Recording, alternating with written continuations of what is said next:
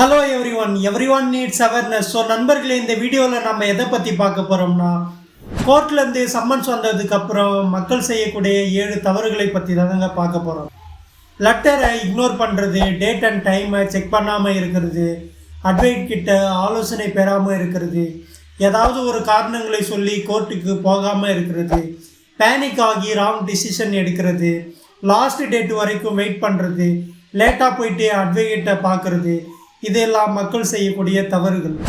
Civil கேஸாக இருக்கும் பொழுது civil procedure code under section 27 படி கோர்ட்டு பிரதிவாதிக்கு சம்மன்ஸ் அனுப்புவாங்க. அதுவே கிரிமினல் கேஸாக இருக்கும் பொழுது பிஎன்எஸ்எஸ் அண்டர் செக்ஷன் 63 படி கோர்ட் சம்மன்ஸ் அனுப்புவாங்க. கோர்ட் சம்மன்ஸை இக்னோர் பண்ணும்போது ஃபைன் போடலாம், பெயிலபிள், நான் பெயிலபிள், வாரண்ட் கூட போடலாம். அது கேஸை பொறுத்து மாறுபடலாம். ஈவன் எக்ஸ்பார்ட்டி ஆர்டர் கூட போடலாம். எக்ஸ்பார்ட்டி ஆர்டர்னா ஆப்போசிட் பார்ட்டி இல்லாமலேயே உங்ககிட்ட கேட்காமலேயே கோர்ட்டு ஒன் சைட் டிசிஷன் எடுக்கிறது.